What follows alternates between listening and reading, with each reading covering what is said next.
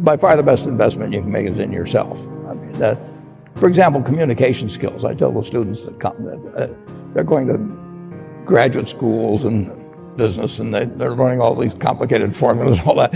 If they just learn to communicate better, and both in writing and in person, they increase their value at least 50%. I mean, if you can't communicate, somebody says, it's like winking at a girl in the dark. Nothing happens, basically. And you have to be able to get forth your ideas, and that's relatively easy. I did it myself with the Dale Carnegie course.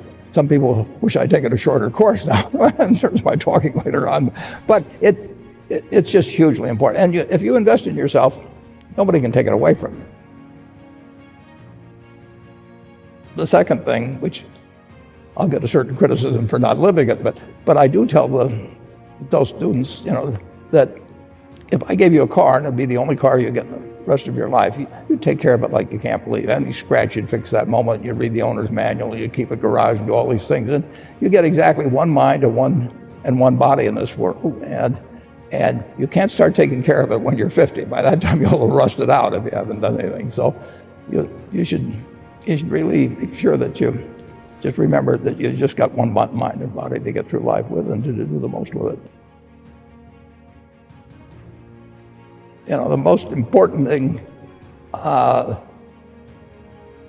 aside from the things I've talked about already, is really who you associate with. You want to associate with people that are better than you are. I mean, basically, you'll go in the direction of the people that you associate with, and you want to have the right heroes. You want people. If you want to emulate somebody, you better pick very carefully who you want to emulate. And when obviously you can't pick your parents.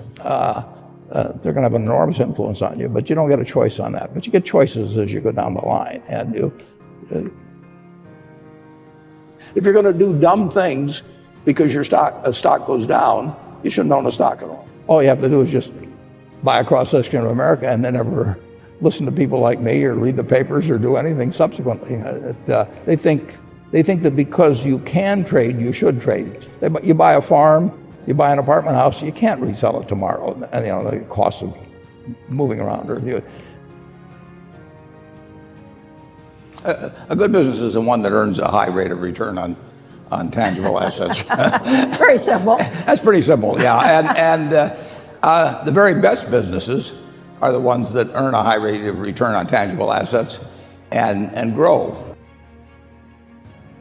But even ones that don't grow, if they earn a high return on tangible assets, and then of course if you don't pay too much, they can be a good investment. They're a good business to start with by the high returns. If you pay too much for them, you can turn a good business into a bad investment. But if you pay an appropriate price, you can do all right. Now the big mistake which we made in the early years was to try and buy a bad business at a really cheap price, and it took me about 20 or 30 years to figure out that wasn't a good idea.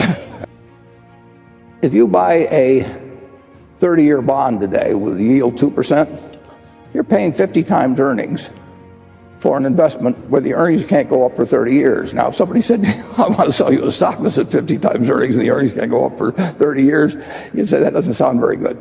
Stocks are way better than 30-year bonds. I mean, that's clear. And that's one of the alternatives people have. People really have three basic alternatives: short-term cash, which is an option of doing something later on; long-term bonds or long-term stocks. And stocks are cheaper than bonds. If you're playing real baseball and it's between the knees and the shoulders, you either swing or you got a strike called on you. If you get too many called on you, you're out. In the securities business, you sit there and they throw U.S. Steel at 25 and they throw General Motors at 68, and you don't have to swing at any of them.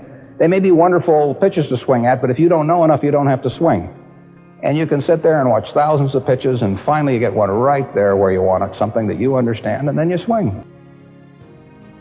And so you might not swing for 6 months. You might not swing for 2 years. Isn't that boring? It would bore most people, and certainly boredom is a problem with most professional money managers. If they try to sit out an inning or two, not only do they get somewhat antsy, but their clients will start yelling, "Swing, you bum," from the stands, and that's very tough for people to do. globalstockresearch.com. You know there are some hidden gems in small cap, micro cap, and nano cap stocks out there, but you have neither the time to find them nor the expertise to research the best of them.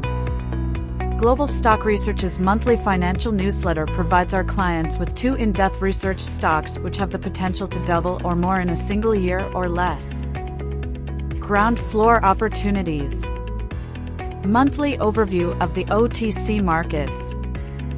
As an added bonus for subscribing today, we're giving you 6 free financial-related ebooks. An $89.94 value. Subscribe today. Cancel anytime. globalstockresearch.com